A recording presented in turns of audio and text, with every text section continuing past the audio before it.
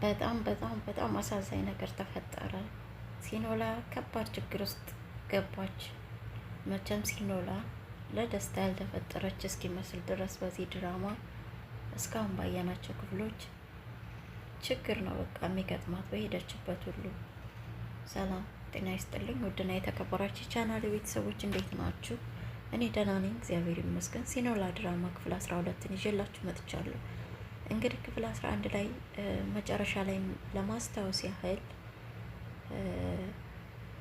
ቅዱስ የሚባለው የድሮ ፍቅረኛዋ ደውሎላት ማግኘት እሷን እንደሚፈልግ ነግሯት፣ እሷም ከስንት ጊዜ በኋላ ተመልሰ መጣ ባክህ ሰላሜን አትንሳኝ ባክህ ልኖርበት አይነት ነገሮችን ብላ ማግኘት እንደማትፈልግ ነግራውም ተዘግቶ ነበር። ነገር ግን ጠብቄ እኔ ማደርገውን አውቃለሁ ብሏት ነበር የተዘጋው።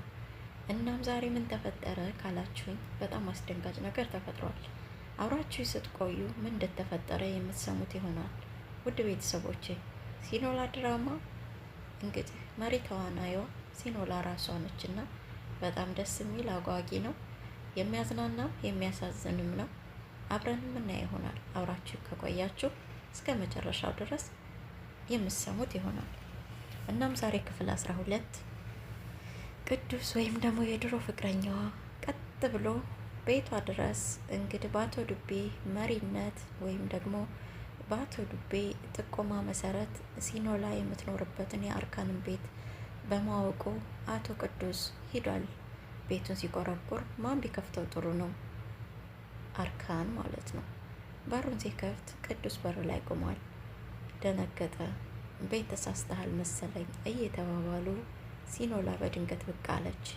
እሷም ስታየው ደነገጠች። በምልክትም እባክህ ሂድ አይነት ነገር አለችው።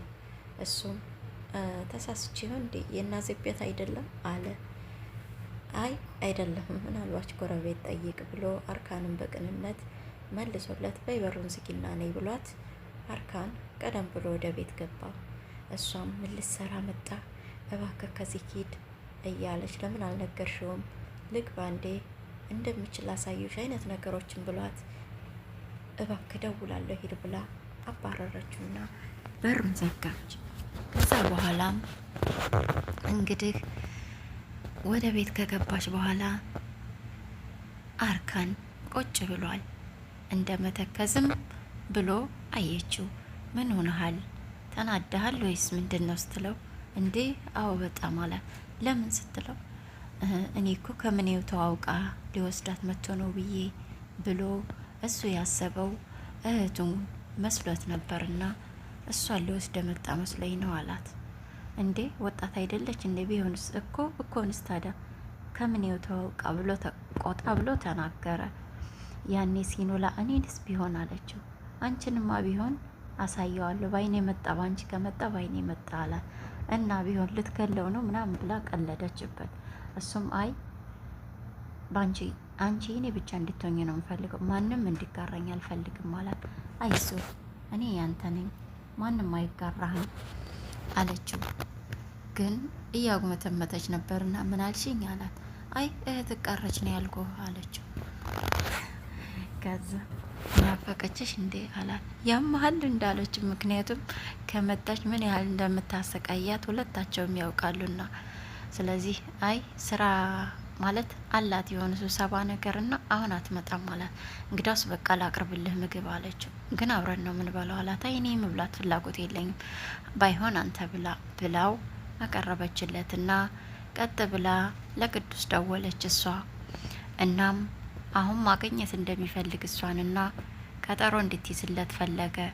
ግን እኮ ከቤት መውጣት አልችልም እባክህ በምክንያት ብዬ እወጣለሁ እባክህ አታስቸግረኝ የራሴን ህይወት ልኖርበት እያለች ስትለምነው አያያይ አታራዝኒብኝ ምቀጥርሽ ቦታ ቀጥ ብለሽ መምጣት አለብሽ አለበለዚያ እንደለመድኩት እመጣለሁ አይነት ዛቻ ዛተባት።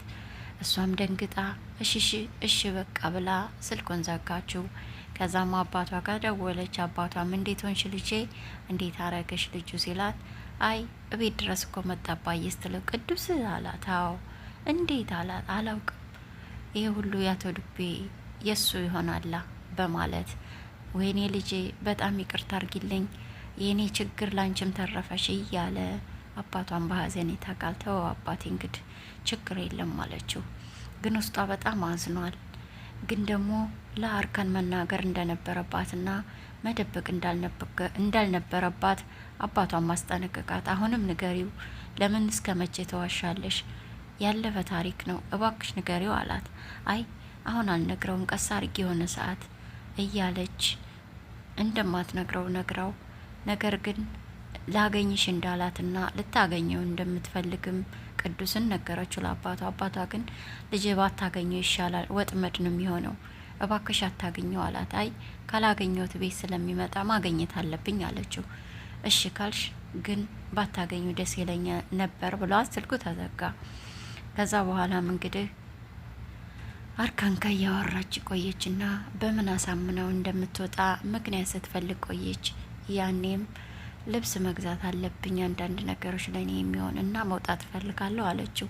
እሱም የገዛሁልሽ አልተመቸሽም አላት። አይ ሌላ እንዳየሁት ነበረኝ አለችው። እኔ እኮ ስለምፈራ ነው፣ እባክሽ ስትወጪ ባለፈው ስለመታሁት ደግሞ ያጠቃሻል ብዬ እፈራለሁ። ስለዚህ አትውጪ፣ ትንሽ እንረጋጋና ተውጫለሽ አላት።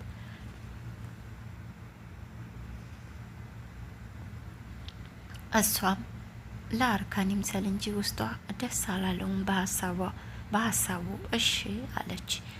ነገር ግን እሱ ከወጣ በኋላ አርካን ወጣ። ከዛ በኋላ አርካን ከወጣ በኋላ አቶ ዱቤ ቀጥ ብሎ ቤት ድረስ መጣ። በር ሲቆረቆር ስከፍት ዱቤ ቤት ድረስ መጣ። ለምን አባክ ደስታ ነው መጣ አይነት ነገር አለችው።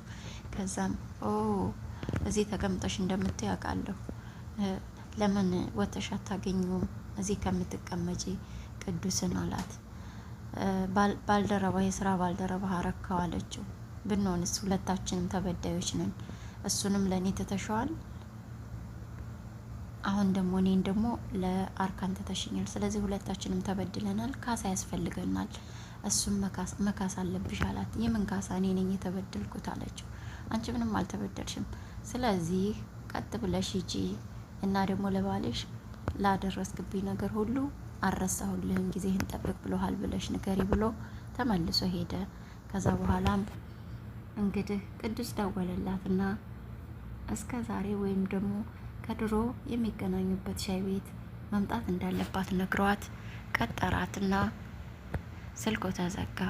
ከዛ በኋላም እንግዲህ ሲኖላ አርካንን ቤት ካስተኛች በኋላ እንደምንም ብላ ከቤት መውጣት እንዳለባት ራሷን አሳምና መውጣት ፈለገች።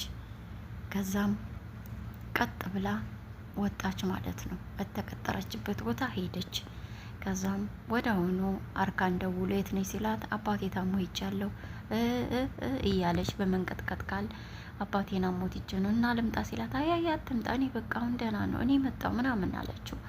እሺ ብሎ ቤቱ ሰላም አገር ብሎ አረፍ እንዳለ እንግዲህ ቅዱስም ያለ የሌለ ኃይሉን ተጠቅሞ የድሮ በቀሉን ለመበቀል እሱን ጥላው ስለሄደች ያንን ለመበቀል ሊጠቀምባት ወይም ደግሞ ዱቤ የጫነውን ወይም ደግሞ የሞላውን መጥፎ ሴራ ያወርድ ጀመር።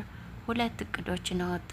አንደኛ ቀጥ ብላ ከሱ ጋር መኖር፣ ይህን ካልመረጠች ደግሞ ለሞራሉ ካሳ ብር እንደሚፈልግ ጠየቃት። እሷም ሁለቱንም ማድረግ እንደማችል ነገረችው። አንደኛ ብር የለኝም፣ ሁለተኛ ደግሞ እኔ ሌላ ሰው ነኝ፣ ሌላ ህይወት ጀምሬያለሁ፣ እባክህ ከህይወት ይወጣ ብላ ስትለምነው አያያያይ አታላዝኒ ቀስ ብዬ ስላወራዎች ነው ብሎ በጣም በኃይለኛው ሲጮህባት ድንግጥ አለች። ከዛም አቶ ዱቤ ለቅዱስ ደወለለት። ከዛም ቅዱስም በቃ አንድ ስራ አለችኝ እሷን ጨርሼ እስከምመጣ ሀሳብሽን አሳውቂኝ ብሏት ወደ ዳር ወደ ውጭ ወጣ። ያወጣው ዱቤ ሊያወራ ነበር። እንደወጣም እቅዴን እኮ ነገርኳት፣ ሁለቱንም አልተስማማኝ፣ ነገር ግን አንተን ለማውራት ያህል ፋታ ሰጥቻት ነው የወጣሁት እንድታስብበት። ስለዚህ በጥሩ መልኩ እየሄደልን ነው። ደግሞ ስልክ ከባሏ ተደብቃ ማለትም እኔ ጋር እንደመጣች ሳትነግረው አባቴ ጋር ነኝ ብላ ዋሽታው እንዳወራች ሰማዋት። ያ ማለት ለባሏ ስለኔ አላወራችውም አይነት ነገሮችን ለዱቤ ነገረው ቅዱስ። ያኔ ዱቤ መልካም አጋጣሚ ብሎ በጣም ተደሰተና ያችን መንገድ ተጠቀመበት። ቀጥ ብሎ ለአርካን ደውሎ ጎረምሳው አለው ቤት እንደመጣሁ አልነገረችህም ሚስትህ አለው። ቅምጠህ አልነገረችህም አለው። ማለት አልነገረችኝም ምን ማለት ነው? አያይ በጣም ብዙ ነገር እንደምደብቅህ አታውቅም። እውነትም ጅል ነህ ማለት ነው። ለዛ እኮ ነው የምታጃጅልህ። እውነትም የምታጃጅለው ሰው አግኝታለች። እሷ ጎበዝ ናት፣ በጣም ብልጥ አይደለች ምናምን ብሎ የበለጠ አናደደውና አሁን የት እንዳለች ታውቃለህ? አባቴ ጋ ነኝ ብላ ዋሸችህ። ግን የት እንዳለች ልንገርህ። ማየት ከፈለክ ከቤታችሁ ጀርባ አለው ሻይ ቤት እንደዚህ ቦታ ብሎ ጠቁሞ ነገረው ማለት ነው። ያኔ አርካን ሁለት ልብ ሆነ። ዱቤን ልመነው ወይስ ሂኖላን እንዴት ልሆን እያለ ሲያመነታ ቆየና በድንገት ተነስቶ ተባለበት ቦታ ሄደ። ሲሄድም እንግዲህ በምስሉ ላይ እንደምታዩት ከቅዱስ ጋር ተፋጠው ቁጭ ብለው እያወሩ በሩቅ ሆኖ አያቸው አርካን። ከዛም ስልክ እየደወለ ወደ እነሱ ተጠጋ። ስልኩንም ከወንበሩ ስር ዝቅ ብላ ለማውራት እየሞከረች ከጀርባዋ አርካን ቆሟል። መጨረሻ ላይ እስኪ ቀና በይ አላት። የመጨረሻ ደነገጠች።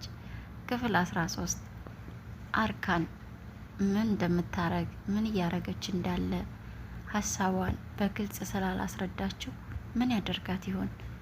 የምር እነሱ እንዳሉት ያባረራት ይሆን? ጎዳና እንደምትወጣ ነው የሚጠብቁት ወይስ ደግሞ ይቅርታ አርጎላት ወይም ደግሞ ያለውን ነገር በግልጽ አስረድተው የነ ዱቤን ሴራ ይበቀሏቸው ይሆን? እነሱ መልሰው በክፍል 13 አብረን የምናየው ይሆናል። ውድ ቤተሰቦቼ እስካሁን አብራችሁኝ ስለነበራችሁ አመሰግናለሁ። እዚህ ድረስ ከቆያችሁና ካዳመጣችሁ ደግሞ ምስጋናዬ ከልቤ ነው። ላይክና ሼር፣ ሰብስክራይብ ማድረግ አይረሳ። ሰላም